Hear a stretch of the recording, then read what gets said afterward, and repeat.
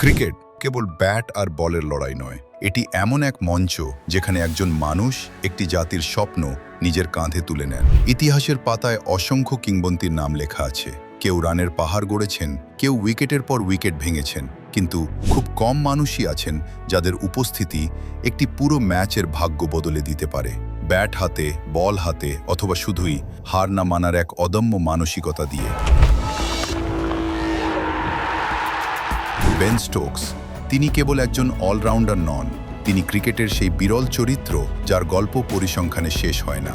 আজ আন্তর্জাতিক ক্রিকেট বিদায় জানাচ্ছে এমন একজন মানুষকে, যিনি প্রতিবার মাঠে নেমেছেন জেতার জন্য নয়, অসম্ভবকে সম্ভব করার জন্য।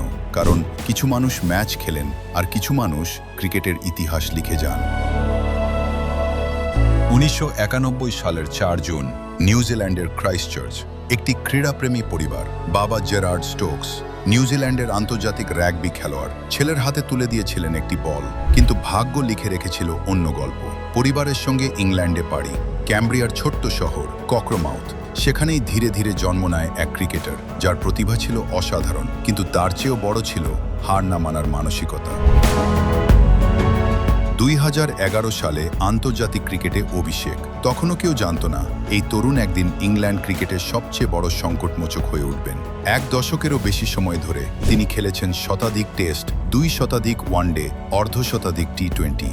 আন্তর্জাতিক ক্রিকেটে করেছেন 11,000-এরও বেশি রান, নিয়েছেন 3 শতাধিক উইকেট, জিতেছেন ওয়ানডে বিশ্বকাপ, টি20 বিশ্বকাপ। অধিনায়ক হিসেবে ফিরিয়ে এনেছেন ইংল্যান্ডের হারিয়ে যাওয়া সাহস।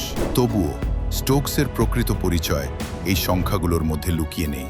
কারণ যখন সবাই বিশ্বাস হারিয়ে ফেলত, তখনও একজন বিশ্বাস করতেন এই ম্যাচ এখনও জেতা সম্ভব।